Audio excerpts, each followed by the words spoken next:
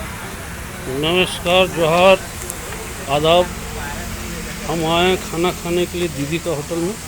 और देखिए दीदी खा रही है। कातियन दीदी हैं? जल खस्सा भुजिया, अच्छा, तड़का दाल, हाँ, सलाद।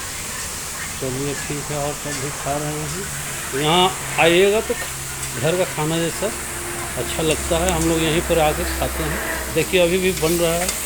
कहाँ बनाने लगा ना? चिकन। चिकन बन रहा है ना। ठीक है, बढ़िया भुंजा रहा है। देखिए एकदम टेस्ट लगेगा आपको खाने में।